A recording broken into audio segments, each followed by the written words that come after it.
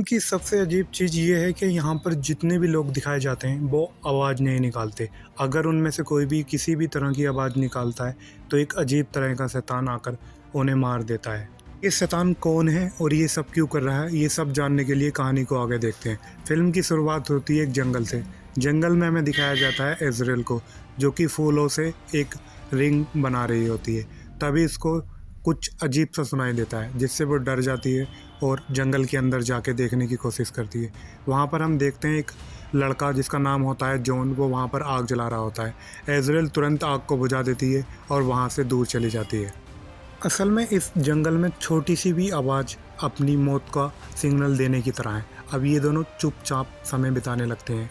तभी हम देखते हैं इज़राइल वो अपनी हैंडमेड ब्रेसलेट अपने दोस्त जॉन को पहना रही होती है। तभी उन्हें लगता है कि कुछ अचानक हुआ है।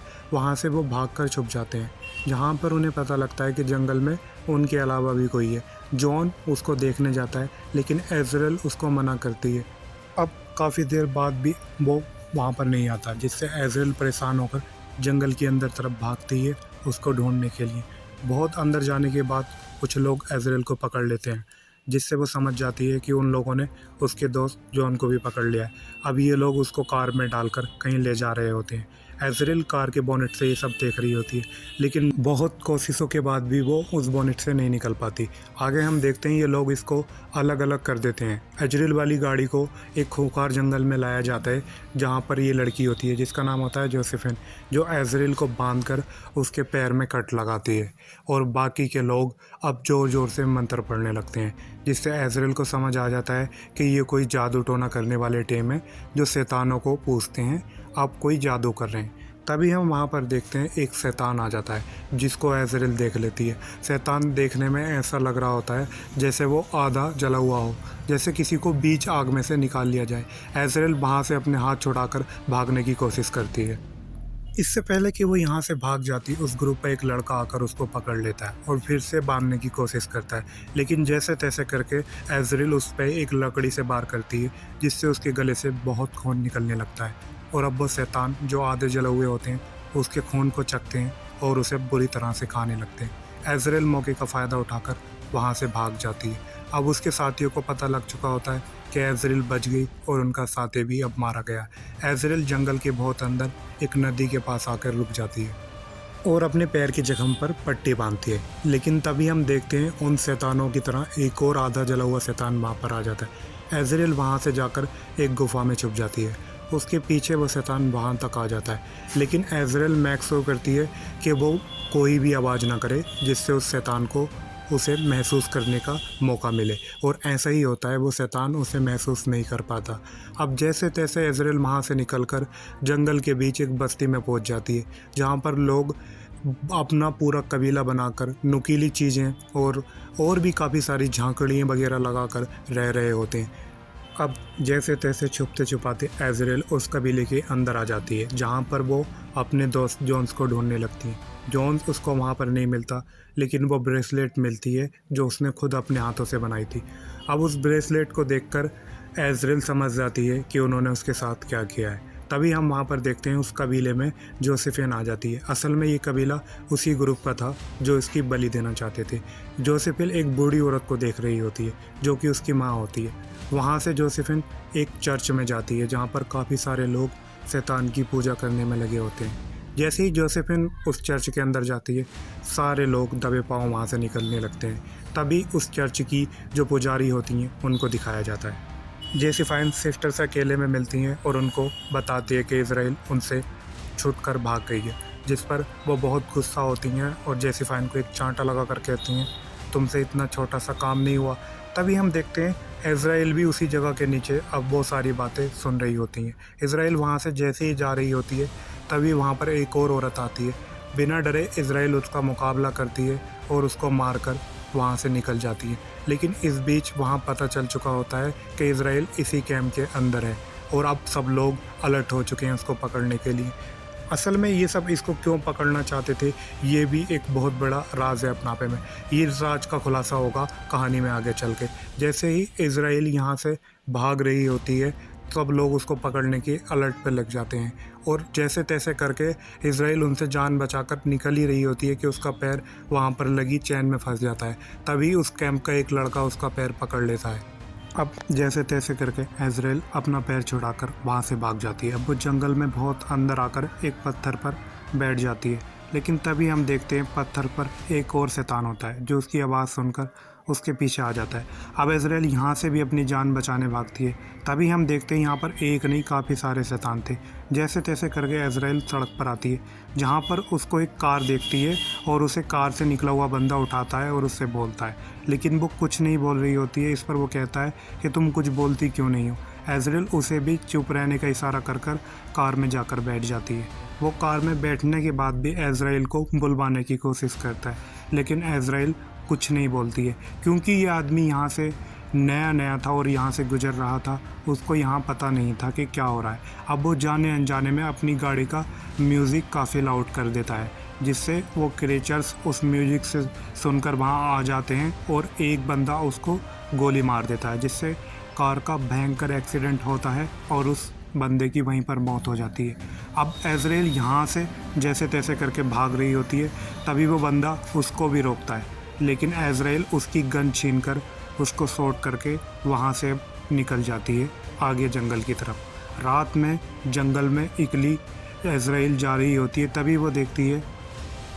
तभी इज़राइल देखती है जंगल में उसका दोस्त अभी भी ज़िंदा होता है, जो आग जलाकर बैठा होता है। उसने एक जाल बिछाया होता है जिसमें गलती से इज़राइल फंस जाती है। तभी उस जादूगरों का एक लड़का आ जाता है वहाँ पर। अब वो इन दोनों को मारना चाहता है, क्योंकि वो शैतानों को इनकी बलि चढ़ाना चाहता था, लेकिन इज़राइल उसको जैसे तैसे करके घायल कर देती है। तभी वहाँ पर वो शैतान आ जाते हैं, जो पहले उसका खून चाटते हैं और फिर उसके बाद उसे खा जाते हैं। अब उसके बाद ये जले हुए लोग इज़राइल के दोस्त पर हमला करते हैं और उसे भी खा जाते हैं। वो इज़राइल की तरफ भी बढ़ते हैं, लेकिन जैसे तैसे इज़राइल इस बार भी बच जाती है और अब वो अपनी दोस्त के मौत का काफ़ी सदमा ले रही होती है। अब वो दिल ही दिल में ठान लेती है कि वो अपने दोस्त की मौत का बदला लेगी उस कबीले के लोगों से। वो गन लेकर उस कबीले पर पहुंच जाती है और वहां पर जाकर आवाज़ें निकालने लगती है। इज़राइल असल में एक ऐसी आवाज़ निकाल ली थी जो अक्सर इस कबीले के लोग निकाले करते थे। कबीले के लोग उस आवाज़ को सुनकर सोचते हैं उनका साथी कोई खतरे में, वो मदद के लिए चले जाते हैं। मौके का फ़ायदा उठाकर इज़राइल कबीले के अंदर चर्च में पहुंचती है और उस सिस्टर पर बंदूक तान देती है, लेकिन सिस्टर इशारा करती है कि वो प्रेग्नेंट है, तुम उसे नहीं मार सकती, और तभी तुरंत वो इज़राइल पर हमला कर देती है। बाकी लोग भी आकर उसको अब एक जंगल के अंदर ताबूत में डालकर कब्र खोदकर बंद कर देते हैं। तभी इज़राइल अब पूरी तरह से निराश हो जाती है। वो सोचती है कि शायद वो अब यहाँ से कभी नहीं निकल पाएगी। इज़राइल बुरी तरह यहाँ पर फंस गई है, बाहर निकलने का कोई रास्ता नहीं है। लेकिन तभी हम देखते हैं जहाँ पर इज़राइल को उन लोगों ने दबाया था, वहाँ पर एक सुरंग थी। लेकिन आगे इज़राइल के लिए बुरी खबर ये थी कि ये सुरंग असल में उन क्रिएचर्स का घर था। ये सब जानने के बाद भी यहाँ से निकलने के लिए वो उस सुरंग के अंदर जाने लगती है। तभी कुछ देर बाद उसको पता लगता है कि यहाँ पर रहने वाले क्रिएचर्स ने उसको देख लिया है। अब वो वापस उस ताबूत में आ जाती है।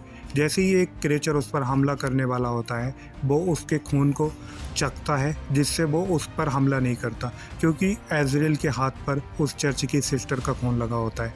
जिससे क्रिएचर सोचते हैं कि ये वही लेडी है जो उनके बच्चों को जन्म देने वाली है, और इस तरह इज़राइल एक बार फिर से बच जाती है। अब जोसेफिन और उसके साथी कबीले में वापस आकर राहत की सांस लेते हैं। तभी हम देखते हैं इज़राइल उस सुरंग से जो दूसरा उसका पहलू था वहाँ पर आ जाती है। वो पहलू भी उसी कैंप में था।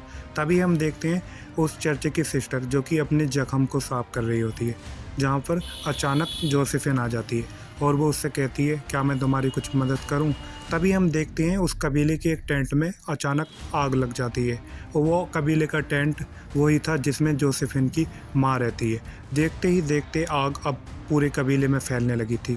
यहाँ पर हमें पता लगता है कि यह आग किसी और ने नहीं, इज़राइल ने लगाई है, जिससे अब वो एक गन उठाकर अपने गुस्से में इतनी सिर पर सवार हो चुकी थी कि वो एक एक करके इस कबीले के लोगों को मारने लगी।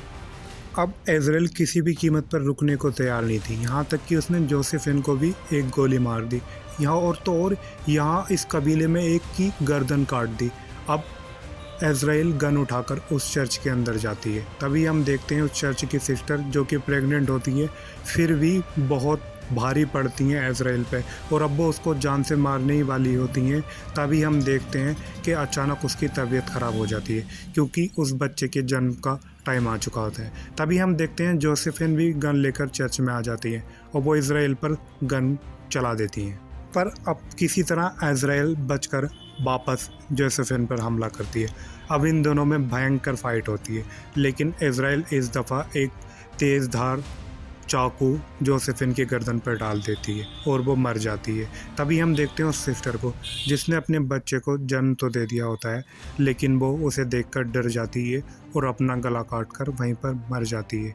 अब हम देखते हैं पूरे जंगल में अंधेरा अंधेरा होता है। इज़राइल अब उस बच्चे की तरफ आती है। वो देखती है वहाँ पर और भी जितने भी क्रिएचर्स आसपास थे, अब वो सब चर्च की तरफ आने लगते हैं। जैसे ही इज़राइल उस बच्चे का मुंह देखती है तो वो कोई इंसानी बच्चा नहीं था, बल्कि किसी बकरी की तरह था और काफ़ी भयानक था देखने में। वो उसको गोद में उठाती है। तभी वहाँ पर वो सारे क्रिएचर्स आ जाते हैं जो अब इज़राइल को अपना मसीहा समझने लगते हैं, क्योंकि उसने उनके मसीहा को जन्म दिया है। अब इज़राइल दिमाग में सोचती है कि वो जो इसकी जान लेने पर तुले थे, अब वो इसको मसीहा मानते हैं। अब वो एक अलग तरह की पावर में आ चुकी थी उस बच्चे की वजह से, और इसी के साथ ये कहानी यहाँ पर ख़त्म हो जाती है। उम्मीद है आपको वीडियो पसंद आई होगी। वीडियो पसंद आई हो तो वीडियो को लाइक और चैनल को सब्सक्राइब जरूर कीजिएगा।